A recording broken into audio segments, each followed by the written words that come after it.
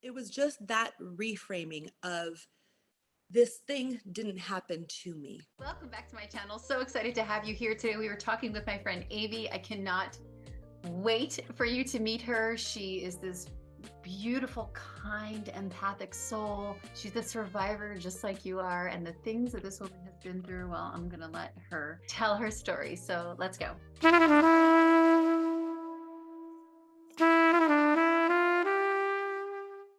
Before we begin, I want to thank you so much for liking, sharing, and subscribing. And as I say in every video, it just goes to show that there are more people waking up to the fact that there is hope and positivity and empowerment on the other side of narcissistic abuse and high control religion.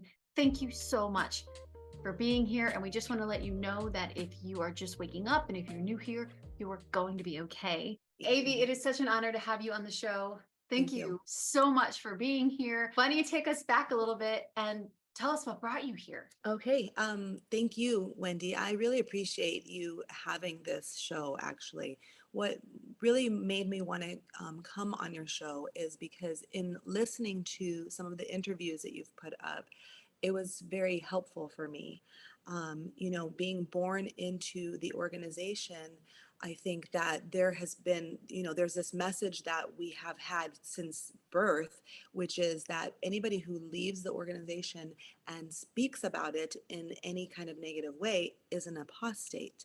And that person is worse than like a murderer. Like it's that's like JW's kryptonite, right? So even on the outside of the organization, even once I've made the decision that I will never be JW again, I still had this fear of even looking for support in that community of people who were former JWs. So it took, I mean, I have been out of the religion for almost a decade with a space of a few years in between in between disfellowshippings. But in that whole time, it took me until just less than 2 years ago to even start being open to researching or like researching stuff about the organization or reaching out to communities or listening to something like your podcast. I only started listening to your podcast like maybe 9 months ago. And so, I mean, thank you for having it, but it was super helpful for me listening to like hearing my story and some of the people that you've interviewed has been really helpful in my healing. Uh, Thank you. Thank you. There was a channel that did that for me at one time. So I'm really, thank you for being here, for saying that. Yeah.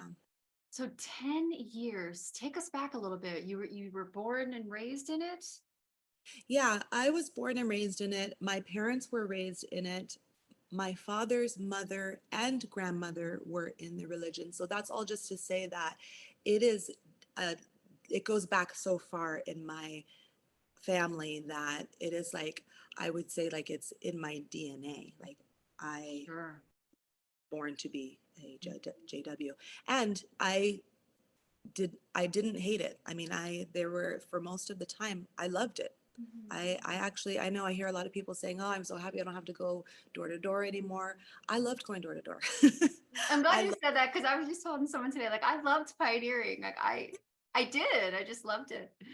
I did. And that's partly because, I love people. I'm an extrovert and I never had a problem going up to people and talking to them about, things that I felt were positive and whatnot. So, and really my leaving the organization happened in stages, like over a period of like probably 6 or 7 years for me to really fully leave. Wow. Were you baptized at a young age too? Yeah, I was 12 years old when I got baptized. And here's an interesting thing about that is we do when we're born into it we tend to make very big life decisions way too early, um, because I got married at 18. But yeah, I was baptized at 12. And, I think back on my childhood, which my parents were amazing parents, super loving. They broke some very big cycles, negative cycles in the way that they parented. And so they were wonderful. But being raised JW, the biggest fear that you have is it's not death. We have the resurrection, right? It's disfellowshipping. So for me, I can remember being a small child and having that as like my greatest fear is would be me or someone I love being disfellowshipped. Yeah. You just unlocked a new thought. Yeah. You're Right. right. We were never worried about the Yep. stuff other people worry about. Yeah. It I was didn't the know this. disfellowshipping that was my worst. If one of my family members or if I at some point got disfellowshipped and then the end came because we were always expecting that any day, there's no hope. That's worse than, in my mind, that's worse than death, a fear worse than death. So, yes, I got baptized at age 12 because that's what we do when we're born into it. We get baptized very young, and because that's kind of just the unspoken pressure or spoken. But I also at that point put myself in a position to also have to be disfellowshipped at some point, you know, which I didn't get disfellowshipped early in my life, but that leads to one of the reasons why I got married at age 18 because I didn't want to get in trouble. So I got married at age 18. From the beginning of the dating process to I do, it was 6 months. 3 months dating, engaged for 3 months. That's it. Wow. And it's interesting because even non-religious people at 18 think we know everything. We really do. We think we're ready for these big, huge Yeah. decisions, and even baptism is an adult decision in the mind of, but really from the mind of a child.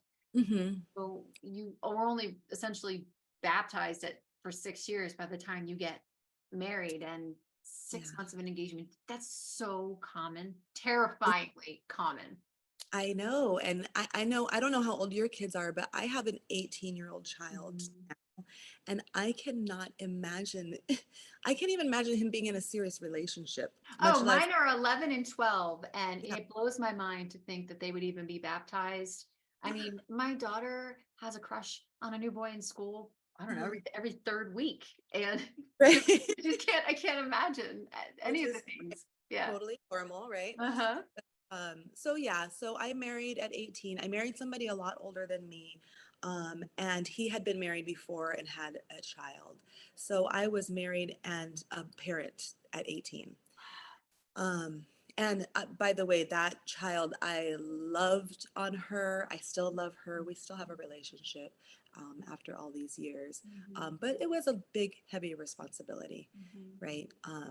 And I think that getting married at that age to someone who was that much older and in that religion, the kind of the dynamic of the relationship, the way it was set up, was really more like superior to inferior or parent to parentified. child, right? Mhm, Especially because of the whole headship arrangement and all of that mhm, too. So that was interesting. That worked for a minute because I was so young. It was what I expected, but mhm.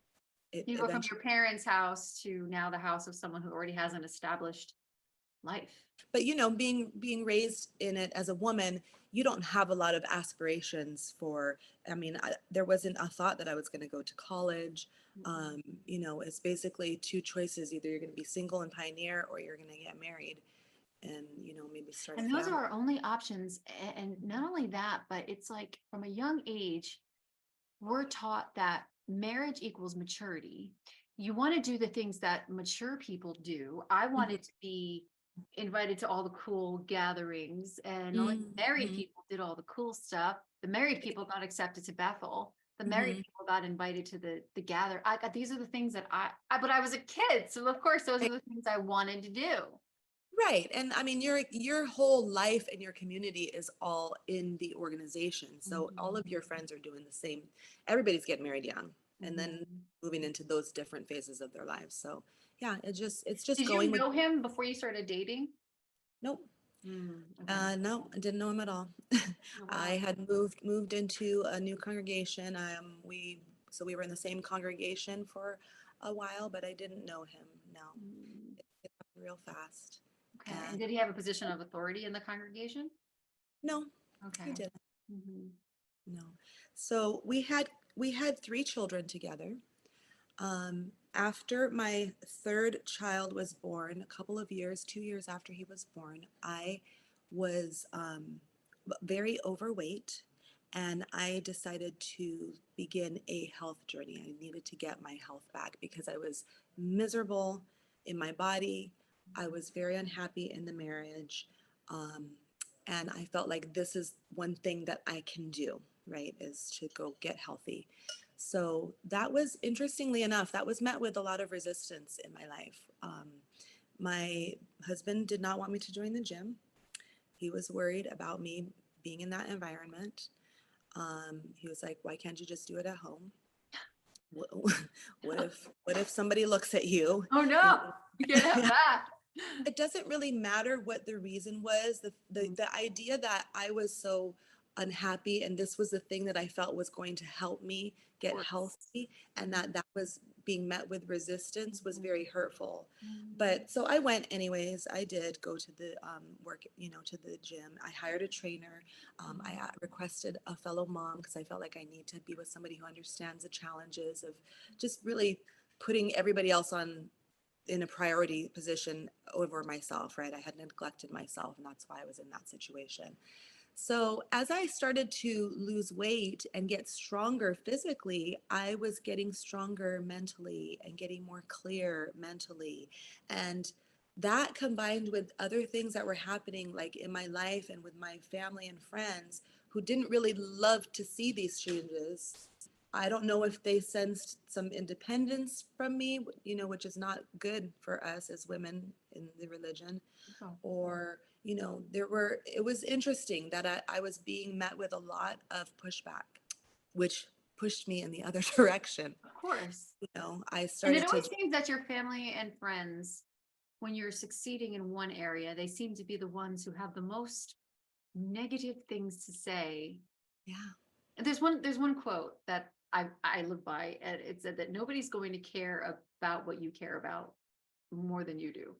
And it's like we want Hmm. them to care about us, especially my Yeah. sisters and my mother and these women in Yeah. our life. They Yeah. know, yeah, Yeah, I think that when we change things, when we kind of start to shake things up, or, that's a scary thing for in that container of where I've been kept in this Mhm. container of I'm the people pleaser. I am going to take care of everyone else's needs.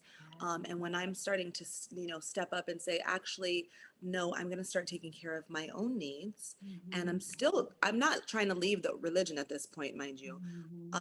But I did decide to become a personal trainer because I got really inspired to help other women to go through the same process. And again, that was like, how dare you? How dare you leave the kids and go to work? And how dare you not, if you have extra time, you should be in the ministry, right? Of course, right. How dare you have a passion other than this, Mhm. than the ministry, than the Right. religion, right?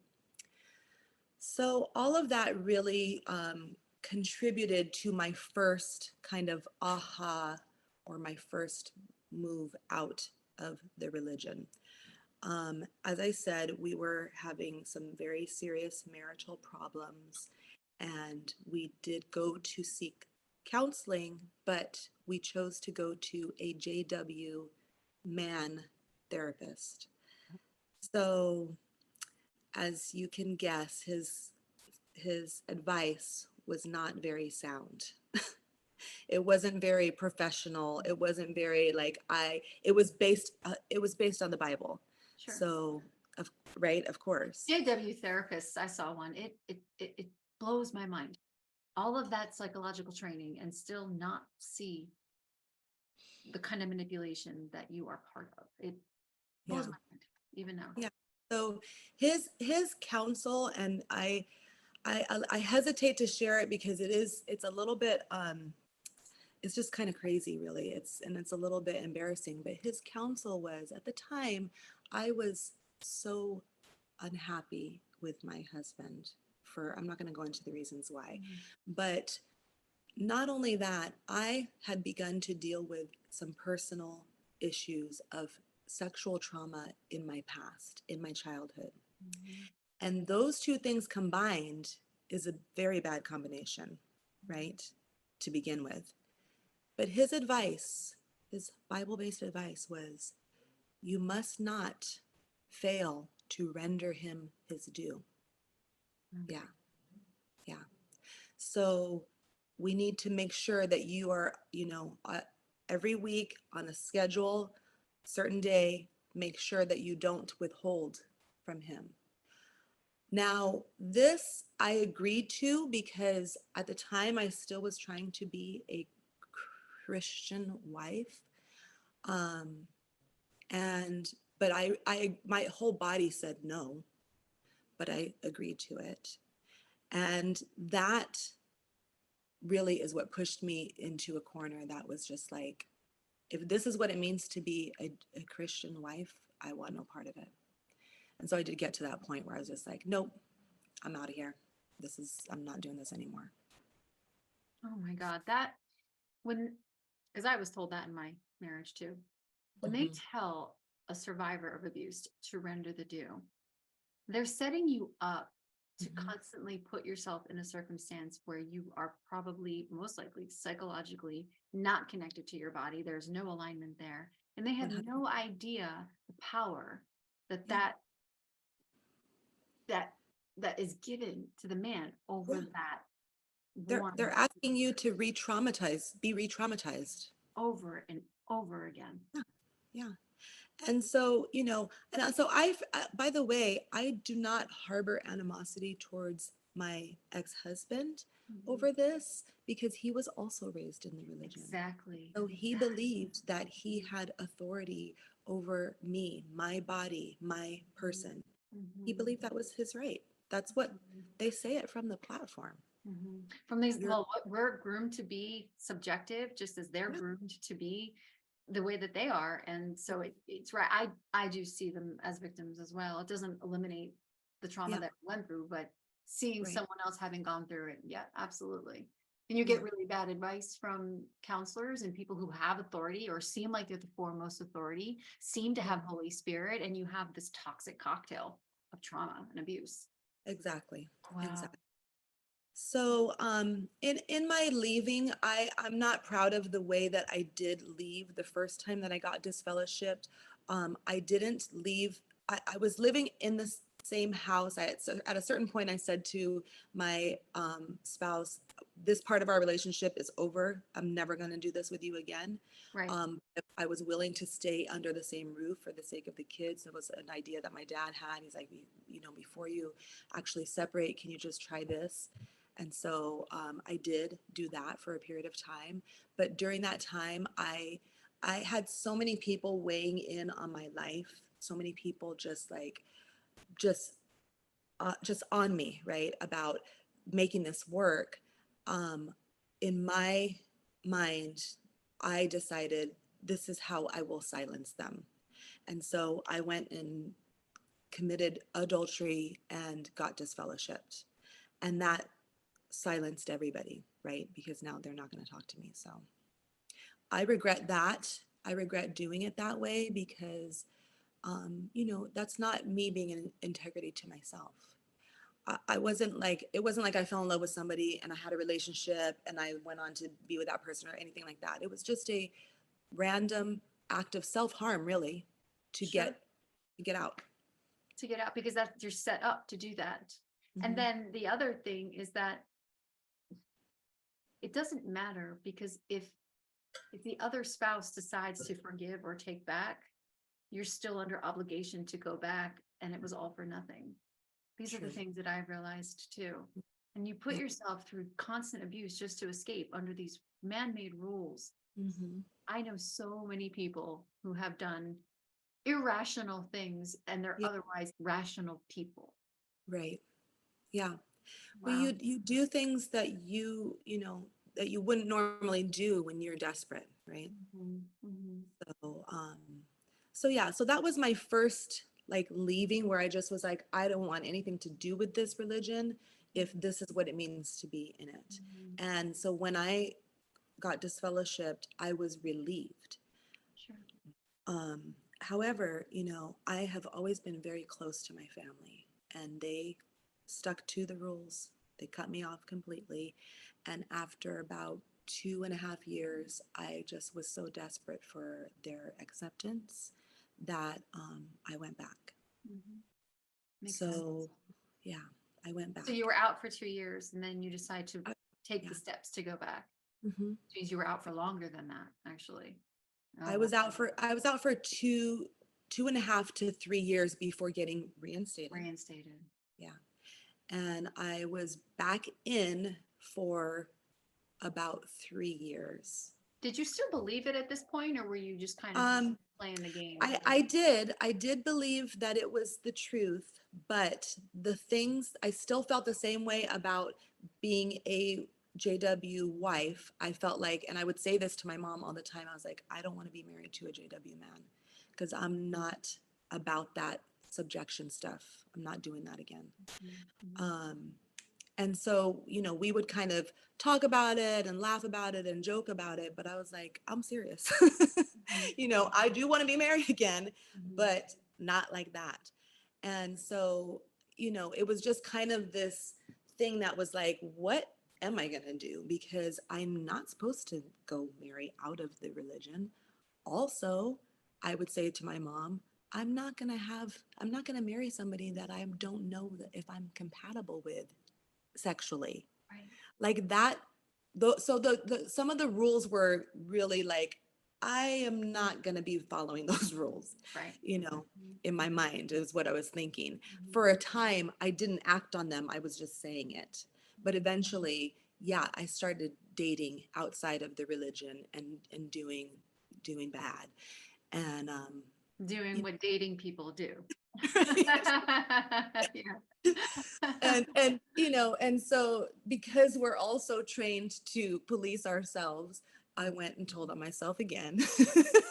Oh, Got man, I disfellowshipped know again. this life so well. Oh, It's such a mind, it you know, is. it's yeah. I was uh, just taught to always go to the elders no matter what, for the littlest thing, for the biggest thing. And I did, to the yeah. point where I didn't even know what decisions to make, what to eat, what I liked, how Oh to yeah. breathe. It was so, and Oh I yeah. didn't feel controlled. I just felt like I couldn't, I felt very incapable of everything. Well, guess what, Wendy? Our heart is treacherous. We can't trust our heart. And We cannot he who is direct. trusting it, it is stupid, Yeah. especially if you're a woman, Yeah. especially. Yeah. Wow. We don't have the power to direct our step. Like, God forbid we ever listen to our intuition, our gut instinct. Mm-hmm. Yeah, yeah, no, your intuition is either the devil or it's the Holy Spirit, depending on what decision you make. Right. Yeah. So those teachings are so disempowering and they're so harmful. Like the Mhm. worst mistakes I've made in my life have to do with me just not being able to trust what I already really knew to be true. Right? Exactly. Yeah. Exactly. Same here. I made these choices and I'm like, Wendy, that was you knew, but you knew that. And you like you didn't trust yourself. And even today, even in my 40s, I still think, okay, what? No, no, I'm Yeah. wrong about this. And I You second guess. second guess all the time. Yeah, Yeah. absolutely. And I hope that you give yourself grace over that too, I do. because I feel like there's some lessons that it's just taken me years to learn. Mhm. And I think I've come so far, and then I will get, in another situation where I'm like, really, baby? You knew better. Yes, exactly. No. Like I have these conversations with myself in the shower. Sometimes Uh, they're arguments. Like, Wendy, we uh-huh. have talked about this before. There is nothing wrong with you. You have nothing to be sorry for. Just Yeah. let it go. hmm And I remember being in the organization and just being so starving for external validation. I hmm consistently needed to know that everything's okay. You're Yes. okay. You're good with God and you're good with the congregation. Like I always needed to know I was in on good graces with people Yeah. who mattered, with the important people. Right. But the message is that we're never enough. Never So enough. it's soul crushing, really. For me it was anyways, to be in that organization where from a child I felt like I was bad. I felt like I was a bad girl from the time I was a little girl. Wow. And that's partly because of some stuff that I went through as a little girl, right? We're Mhm. having power taken away from me and whatnot. But um, because that is already how I felt about myself. And then on top of that, we have this message coming to us all the time from every direction that we're not enough, that we are, so sinful, and we are just, we're doomed, It's right? reinforced with every decision made and every Watchtower article that came out. I remember if there was a Watchtower article that came out about every 6 months or so, or maybe more, I don't remember exactly, there would be an article that came out about confessing your sins to the elders and if you're hiding something. And it was Yeah, almost like that was their way of trying to clean the congregation out. And really, it just affected everybody so emotionally that there would be a line for confession within the yeah, next week, and the elders were super busy. I was just talking to a fellow PMO, former elder, about that, and he said I remember there would be that Watchtower out, and it was just a form of manipulation. And yeah, before you know it, everybody's conscience in the congregation, they're thinking, well, maybe I should confess that. And yeah, I remember that I would be offered a privilege, say to, I don't know, get on the stage and do a demonstration or something, and my mother taught me that those privileges sometimes were offered to you as a way of determining where you were in your life. So, like if I oh, was hiding something, if I had a crush on a boy or something yeah, very simple, I felt like I right. was undeserving of that privilege, that being awarded that privilege or offered that privilege was God telling me I needed to confess. Wow. Yeah. So there were times when a Interesting. privilege would be offered to me, and I'm like, okay, I'm going to go confess. I would turn down the privilege and run to the elders about Yeah. everything, Yeah, everything. because we're hypersensitive. We're just always on edge about what we're doing wrong, right? Right. Hmm. And we're taught to police ourselves and police each other and make sure, all wrongdoing gets Right. reported. And smile in the process. Yeah, You're not allowed to be upset or miserable because you have the truth, right? You have the truth. right, So right. now you get reinstated, you So I got reinstated, and so then, I started basically living a double life. I was going to the meetings and, being part of, had one foot in, one foot out, basically. And again, I enjoyed being a witness. I enjoyed being, with my family. That was a big part of it, right? My family and my friends. right. My mom, my dad, my sister. I'd be on the phone with them every single day. Like even as an adult, living my own life with my kids, they were just so important to me. And so I decided that I would just kind of just live this double life, and it's stupid now as I'm saying it, but I would just continue to do the thing that they needed me to be doing, wanting me to be doing, and keep that relationship intact, and then do this other thing on the side. There's a little piece of us, we all Yeah, did that. yeah. It's a it sounds like it's survival at some point. You're trying to get your needs met. There's yes, yes, and there's a cognitive dissonance there too. It's like, yes, I do believe this is a truth, but I'm not capable of following it. And because of that, I know I'm going to get destroyed at Armageddon anyways. So I might as well just enjoy the time that I have with my family right now while I can. Wow. And, just I'll take this on me. Like I'll just deal with it in me, and but make everybody happy at the same time. You're already concluding that you're not even worthy to live For sure. in the new system. But yeah, absolutely. Yeah. Wow. So how long did this go on? And then what? So that went on for a year and a half, maybe close to 2 years. And then I did come forward. Um, yeah, I think it was like a year and a half. And I came forward, and, the elders decided that I wasn't repentant. Going forward that time, I wasn't thinking, I knew it was very possible that I would get disfellowshipped because it was extended period of time that I was doing it. But I didn't want to get disfellowshipped. But yeah, sure enough, I did get disfellowshipped again. And so through this, my kids have witnessed every stage of all of this too, right?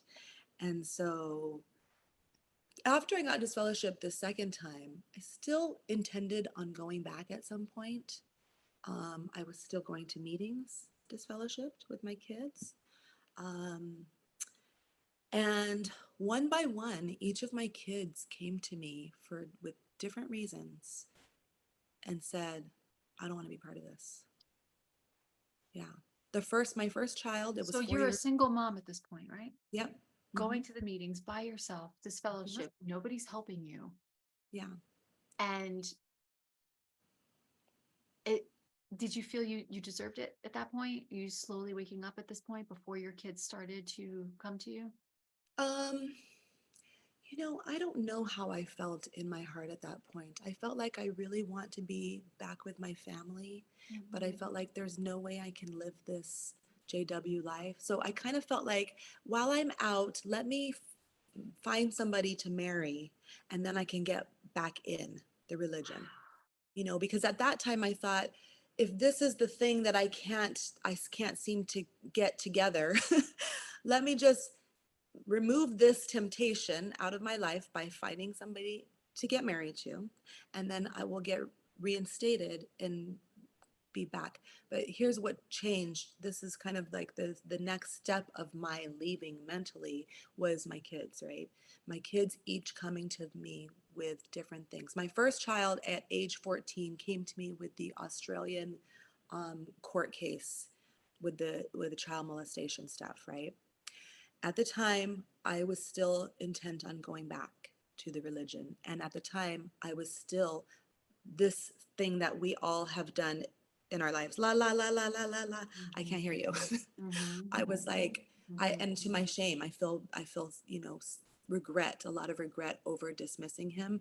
But I mean, I let him come to me, and I was glad he did feel comfortable enough to come to me with it. But I was like, this is just an isolated thing. This is not the norm. Like, and I was not willing to investigate any further. It was just the kind of thing that we are encouraged to not Right. listen to or look into at all, right? And so, and then, my next child came to me. And this child came to me with, I don't know what my gender or my sexuality is, but I know I'm not straight. And I felt so happy that they trusted me with Oh, that, right? With that information. But at this point, I'm going, wow, okay. Two of my kids, who are, by the way, both baptized, are putting themselves now in a position to be shunned, to be disfellowshipped. I can't be part of an organization that's going to do that to my kids. keep the cycle going. Yeah, you know. And then, eventually my youngest comes to me. He's like, "Mama, I have some news. I have to tell you something." And he's all serious. And I said, "What?" And he's all, "Don't worry, I'm not gay." Don't worry. Okay. I was like, yeah, I know." He's like, "I just want you to know I don't want to be a Jehovah's Witness. I've known it for a long time, but I just wanted to tell you." And I said, "You know what? I knew that about you since you were a toddler." I We knew all you were going to be the knew that, one. right? I knew that about my daughter well when she was barely Yeah, paying attention as a yeah, toddler. Sure, we yeah, just know. Yeah. yeah, yeah. So now here, all my kids are like, "We're not doing this." Their dad is still an active witness. So they still have to go to his house and pretend. And that went on for a couple of years. But just recently, my two youngest, so my oldest who turned 18, when he turned 18, he went to his dad and said, "I'm not doing this anymore. I still have the same conviction I had when I was 14. It's stronger. I have many reasons why I don't want to be part of this. I will never go to another meeting." And his dad had to accept it. But the other two were still being playing that role when they would go over there. So it just got to especially my daughter, it got to her, like, it was so much anxiety, so much stress over having to participate in the meetings and be on the school and, pretend to be something that she's not. And so one day they came home from his house and she said to me, "I just can't take it anymore." And I said, "Guess what? I was coming to you this weekend with, this ends now. We're going to him." And the way that we did it was, at first, I'm Mama Bear, right? I'm ready to fight for my kids, Mhm. but I thought better of it. I was working with a coach who was helping me with everything in my life, including this. She's not a ExJW, but she knows every aspect of my life, right? And so her encouragement was to go into this with a, a loving approach, like just from all of us. Like I'm going to be part of the conversation because they wanted me there to help them. All of us are going to go into this with a loving approach that we're going to trust that this man is going to do the right thing, that he is going to accept his children no matter what, that he's not going to like hearing this information, obviously, but that he's going to accept it and show them that he loves them no matter what, right? And so the kids wrote letters. They were very expressive about how they felt about the religion and the harm that has come to them because of their religion and why they don't want to be part of it. And we all sat down together and he read the letters. It was awkward, it was uncomfortable. You know, he did not have a great reaction, but I was so proud of them. I was so Oh, proud of the kids. And they had amazing support from their, remember I had a stepdaughter, so they have an older sister who's not a witness. Amazing support from her. They had amazing support from his family, their dad's family, because I made them all aware that that was happening, and asking them to support the kids. And they were like, oh, 100%, we're here. If you need us to talk to him, we will. And, you know, so it was just a beautiful thing that they got to go. They were brave. They gave him the chance to be a hero, you know, and eventually he did come around and tell them, you know, remind them and tell them that, yes, I love you no matter what. I'm not going to force this on you anymore. Um, you know, it wow. worked out. It worked out. His wife was a bitch. She was so bad about it. Like she immediately messaged them. I read the letters and I'm disgusted She that was you. in the religion? Yeah, she's in She's the in it. religion. Oh, she's in it. Yeah, I'm disgusted that you think this about the religion, and you know, just Wow. really, really See, harsh. that's where the mom and Bear and me want to come out. Oh Oh, yeah, no, eh. oh no, right away. Get this woman off these kids. Get your wife and get her off these kids. Yeah, yeah. But, but ultimately, he handled it really well. And you know what's beautiful is that I feel like they feel closer to him now than they did before they came out with their truth. You know, they were having really strong negative feelings towards the religion and including him in that because he was forcing them to do it, right? Right, right. But now that he has shown them that he is going to love them and support them no matter what, they're they have this, that's all that kids want, right? Yep. And that is the damage that that does to people is just profound. I feel like I never learned what unconditional love was until I left the religion and formed relationships with people who I feel love me unconditionally. Don't like the decision I made, will tell me about it, but still love me and And still still accept me. accept you, Yep. right? Yep. Accept that you're a human being. Mm-hmm. I want that for everybody. I want them to know what that feels like. What was that like for you too? Was it a moment like, oh, this is what being accepted feels like? Was it a cognitive thought? It wasn't a cognitive thought at first. It was kind of a realization that just happened a couple of years ago, where it was a kind of an aha, like, wow, this is what I was missing all my life. I Mhm. never felt this. I never felt what unconditional love feels like. And now I do. And the thing about it that I kind of, my friend Pam, who you know, Pamela, Yeah. and I will sometimes just laugh about is that there was so much fear about leaving. What would happen? There were so many messages about you will never find love, you will never have true friends, you will never be successful, you will never be happy outside of the walls of this kingdom hall. Mhm. And it's quite the opposite. You know, I like I am such a joyful person. I am so happy. I have beautiful relationships. I have just a vibrant life, and I'm doing work that I love, supporting other women. And it's all because I left, Because you you left. know, Right. because I left. Not even in spite of, because Mhm. I left. So what you did know, the and healing journey look like for you? Because you mentioned that your kids had watched you go through the disfellowshipping process. They had watched you go through being shunned. yeah. How did you end up reversing the cycle? Obviously, it started with you accepting them when they came to you with their truth. Yeah. But how did you start to move into the direction of healing and moving forward into where you are now? Well, so it was just that reframing of this thing didn't happen to me. This thing Mhm. happened for me, right?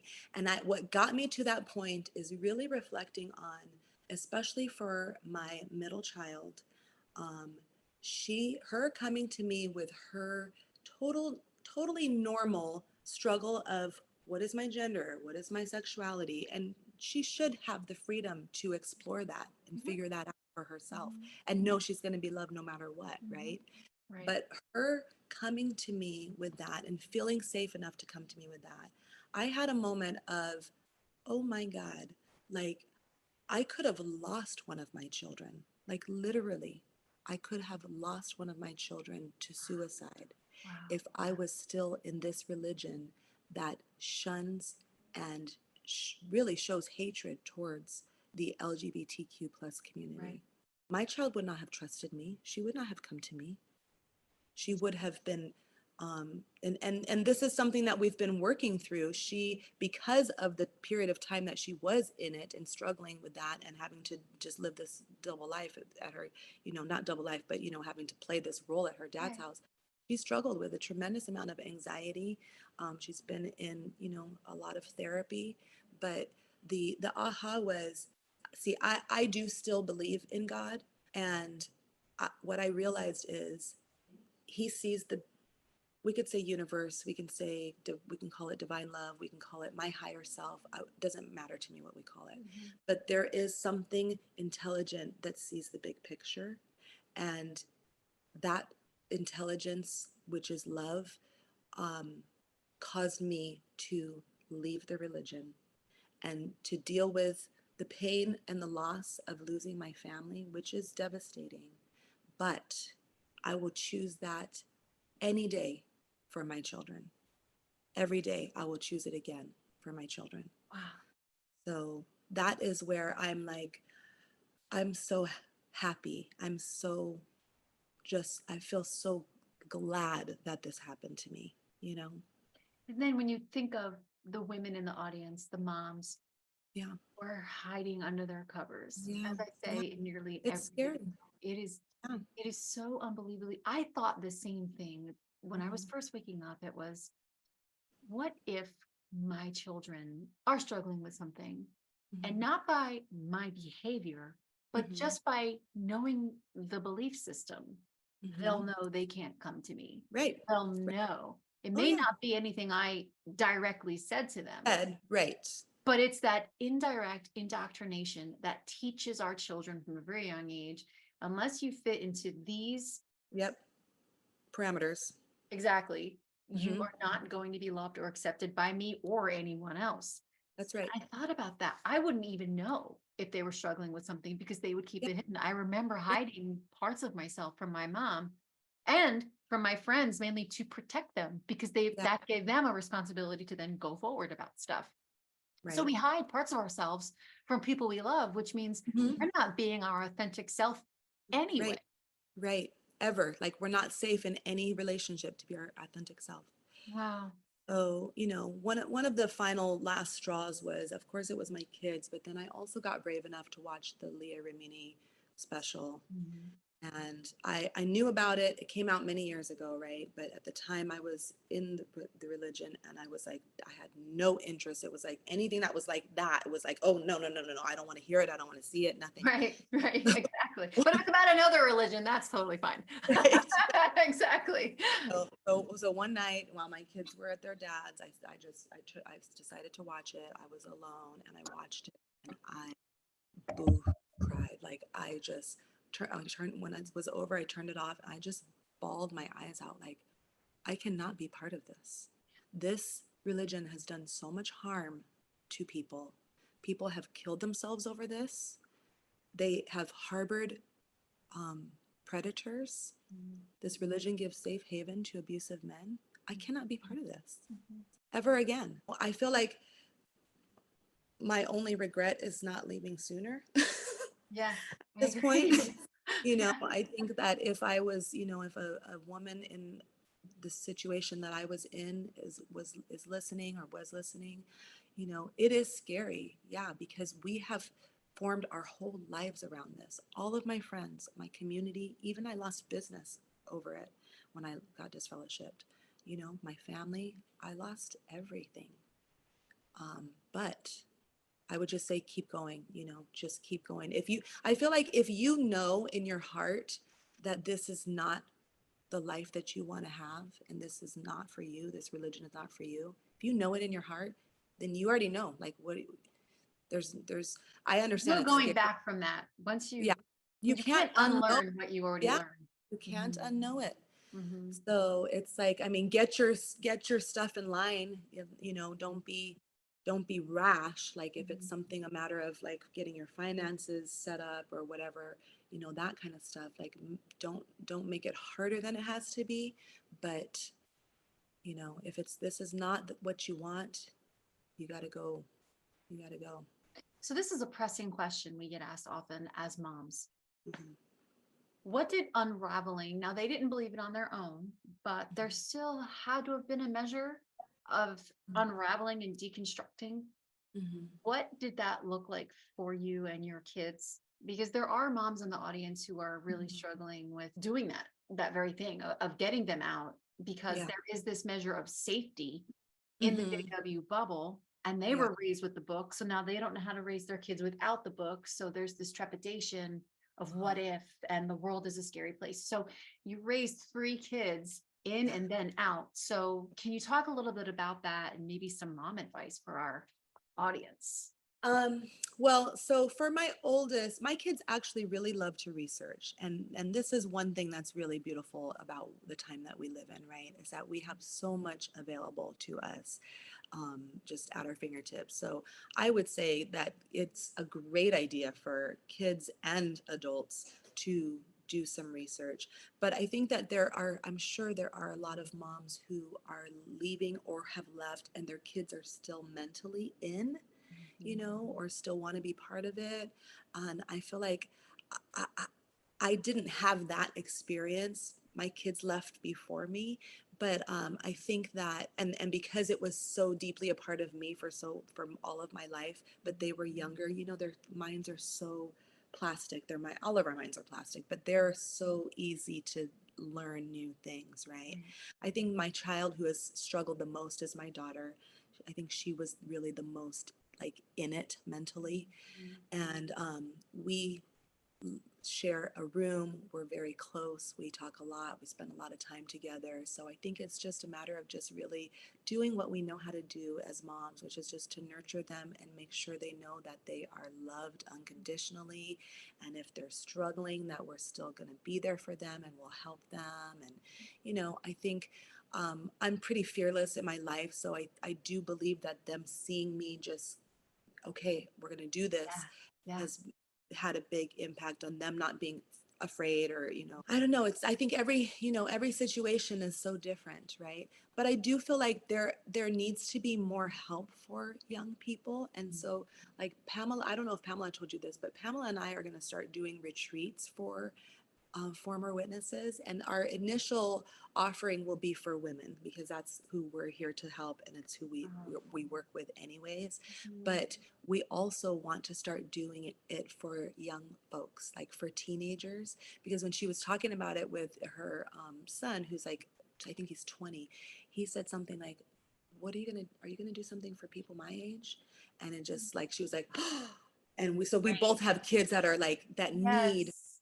support and help and community. That's one of Yes. the things that we all lost. And so Yes. while I have created a new community for myself, now I'm working on trying to help my kids to create a new community too.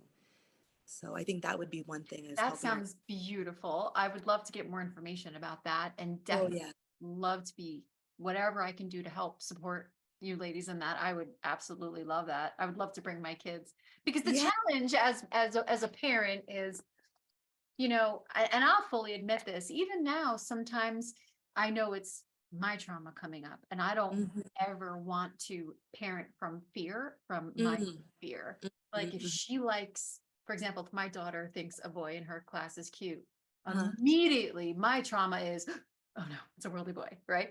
But my heart is like, oh, that's really cute. Like, Yeah, yeah, that's right. cool. Thanks for telling me and trusting me with this information. Because I Yeah, remember so terrified of even telling my mom that I had feelings. right, right. And so I do sometimes that comes up as parents. It can Yeah, be downright terrifying to do right. a whole new way of parenting. And when we're going through this wake up process, we're reparenting ourselves while parenting Mhm. our own children. True, and true. it'd be wonderful to have an opportunity to be with holistically Yeah, geared mind right. parents, women, and who are mindful, Yeah, and who are on the healing journey. I think that that's also really important, is to say, yeah, yeah, that's where we came from, right? And right. this is what we're going through now, and this is where we're Mhm. headed, if and some may be a little bit ahead of us in that process. And I think that that's Yeah, and all with a view to, like you said, moving forward, right. right? We will, of course, all share our stories, and there will be tears, and there will be, lots of love going around, but it's really with a view to moving forward, because what I see is that so many people get stuck, right? So many of us get stuck, and for good reason. Like I understand why. That's why we want to do this. That's why it's part of the reason why the book that I have just finished writing is about helping women in particular, but that's why Pamela and I are going to be doing these retreats as well, which is just to help people, like, move forward and have a great, Wait, beautiful you life. wrote a book? Tell me about I your book. did. Yes, I We did. need to talk It, about that. so well, the work that I do is I work with women to heal their relationship with their bodies Mm, and with food. wow. And so my book is called A Plate of Self-Care.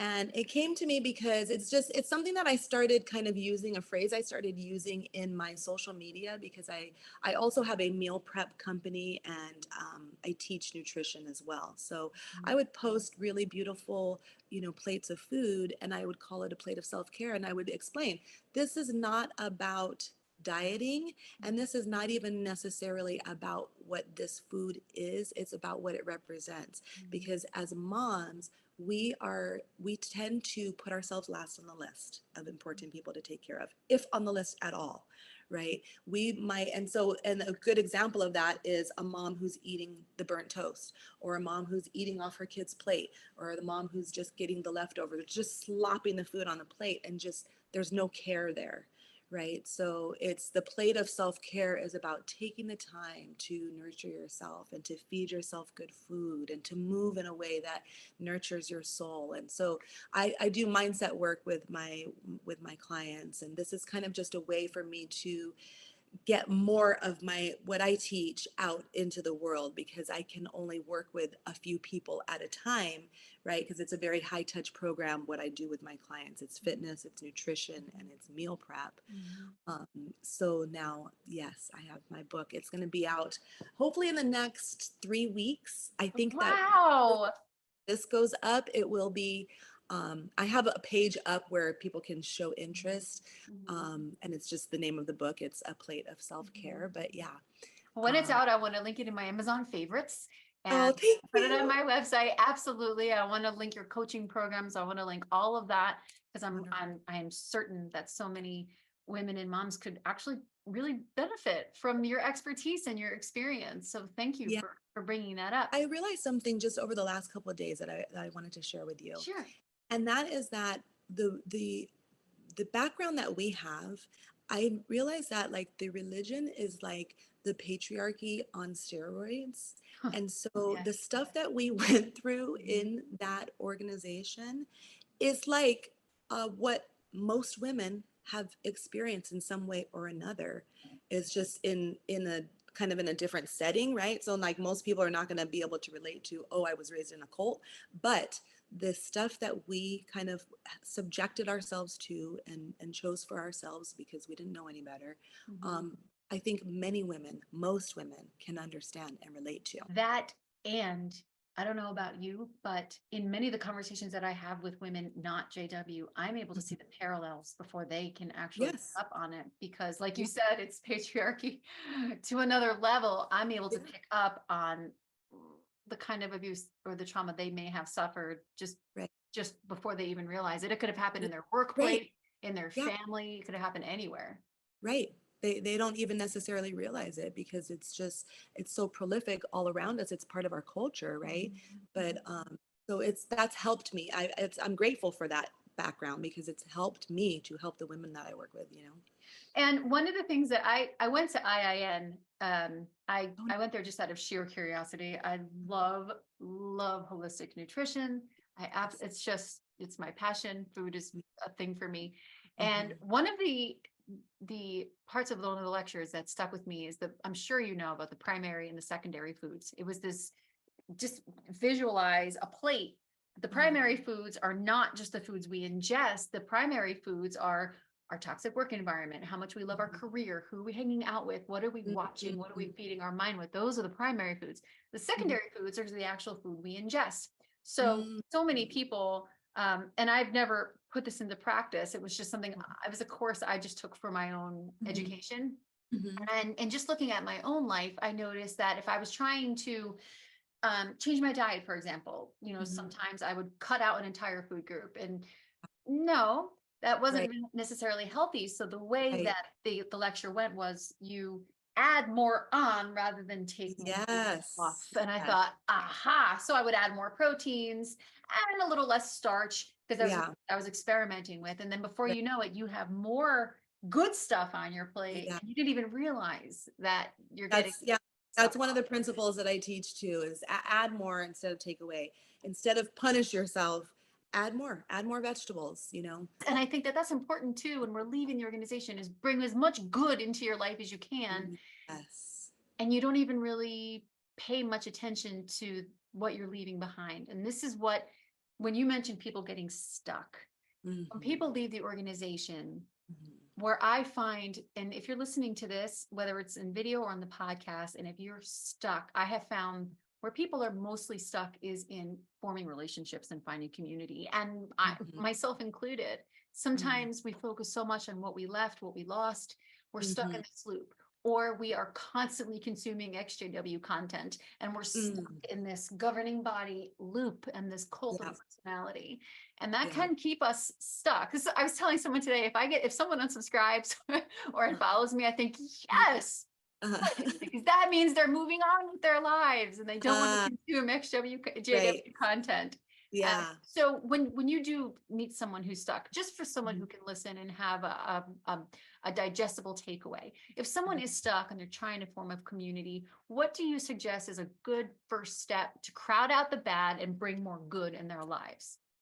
Well, I think some people are not going to like me saying this, but there are a number of ex-JW communities that are very negative. Mhm. Yours is not one of them, Oh, but I went on the Reddit group initially when I first got brave enough to kind of start searching, and it was so negative. I was like, "Ooh, I don't want any of that in my life. Like, Mhm, mhm, I don't need I don't need to be convinced that this is a bad place to be. mhm. Like, so Right. I left right away. Mhm. So I would say, you know, be careful, be cautious, like protect your peace. And I feel like when I started listening to your podcast, I didn't get that negative feeling. Like it was very positive. And even when people were sharing their stories, I will say I had to pace myself. There were certain times where I was like, whew, because I'm going back into you know, I'm hearing my story and their story, and it's hard, you know. Yes. But I feel like so it like to your point, we should not be just over consuming the XJW stuff. It's really about, to me, I feel like part of my healing, a big part of my healing was about reconnecting with my body. And so the way that I have done that, the main way I've done that is by being out in nature.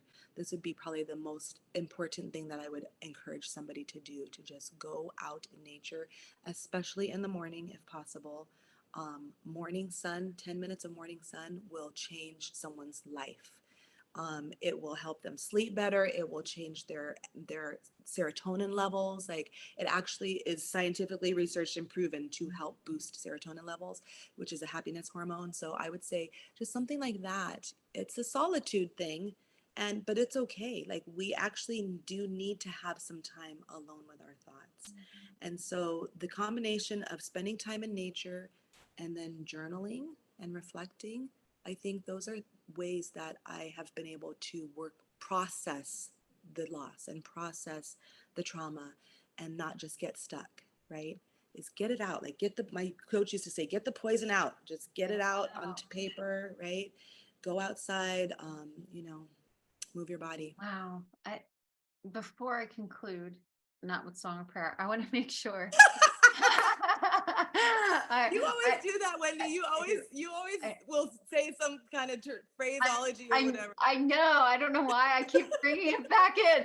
I want to make sure you feel heard, that your story is authentically yours. If there's anything else you want to add, I want to make sure that, I just don't cut you off. Oh, I appreciate that. No, you know what? I feel like I've been in an interesting place today because I have been like, it's almost been like not mourning, but what's the word? I just feel like I was a little bit melancholy today because I feel like this is kind of like my coming out party because I've started to mention more and more things in my social media platforms about what I've been through, but I've never just come out and said it and actually, done something like this. I know eventually this is going to get back to people.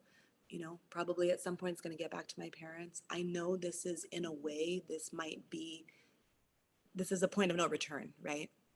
So I was nervous coming on your program. And I wanted to say at the beginning of the interview, if you know me and you recognize my voice or you know my name, don't listen. I'm going to say something that you don't want to hear. But, I thought about it. I'm like, you know what? I'm not going to say that, because if somebody's listening to this, that means they're curious. That means there's something that doesn't sit right with them, right?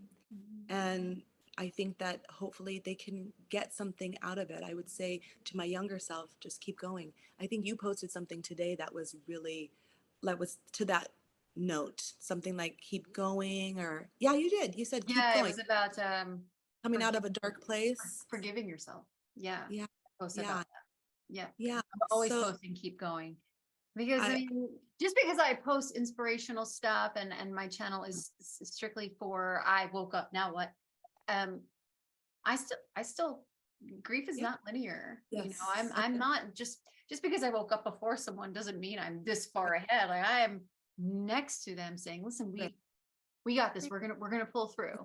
And yeah, so by you keep going, being brave, yeah, because you cannot be, this is also what Brene Brown says, you cannot be vulnerable without being brave, and you can't be brave without being vulnerable. yes, And the that's right, example you have set today, what this took for you, for those of you who are listening and watching, what it takes for people to come on and tell these stories is nothing short of amazing, for yeah, people to be so raw and what yeah, it takes. And this, thank you. yeah. Thank you Thank you. for going through that for the sake of other people. And I hope you feel good having done it as well. I do. I do. I feel like it's come so close to home for me, the kind Mhm. of trauma that this organization has brought on people. Last year, one of my best friends just so happened to be dating an ex-JW, a disfellowship JW. I didn't know him. It Mhm. was just coincidental. But he committed suicide. And yeah, and it was horrendous. I mean, it took her, she's still not over it, but in her learning more about the religion and what shunning is, what disfellowshipping is, and all of that, it's like, this is, we have to say the truth. We have to speak up and tell the truth about what harm is coming to people, and be an example in, it's scary to leave, yes, but there is a good happy life on the other side. I think that's one of the things that you say too about life on the other side of high control religion, right? That it can be a beautiful life. And so, as scary as it feels to leave, like, this is it's life-saving work. I feel like you're doing, Wendy. I know they say that about what they're Oh doing. yeah, well, I mean, you're part of it. And honestly, it's the only it's just I just have a camera and I have a platform for people. I mean, this is why I remember just wanting to look into the eyes in the camera of somebody and just telling Yeah. me, you're gonna be okay. Yes. It's gonna be Yeah. hard. It's gonna be scary. People are going to talk bad about you. They Yeah. don't know any better. Yeah. We're going to help you through it. We're going to be here for you. That was all I wanted. I got in counseling and to That's what feel you're doing. so lonely in one of the most darkest times of my life. Man, Yeah. I'll do this forever if it means just one I mean, person doesn't feel lonely. you're doing that. You are doing that. And I feel like, if this guy could have found you before then, or I didn't get a chance to get to know him, and we didn't get a chance to really talk about it, what we had been through either. And I just feel like that, things, that kind of thing is being prevented now with what you're doing. So I I do believe it's a collective effort. I see yeah. so many activists popping out of the woodwork who just want to have Yeah. their piece said.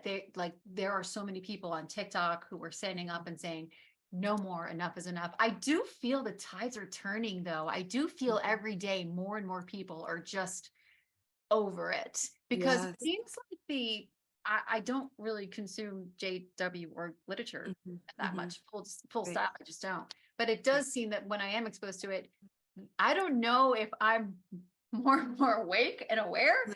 or if they really are doubling down on the control and Oh, the culty yeah. lingo. I Right. I don't know which one it The is, but if it is the latter where they're doubling down on it and more people are waking up, that's that's I mean, that's what that's we want. That's why we do this. Avi, thank you so much for coming on this show, and we will definitely have you on next time if you'd be open to it. I would absolutely love that. Thank you, Cool. Wendy. All right, we'll see you next time. Okay, bye. Thank you so much for watching this episode. And if you want to be on the show, you can either email me, wendyrenee@gmail.com, or you can go to wendyrenee.com/tell your story, and the schedule will pop up. Be sure to tune in for the next couple of videos. We have some amazing people scheduled, some helpers and some survivor stories. And as always, thank you so much for watching.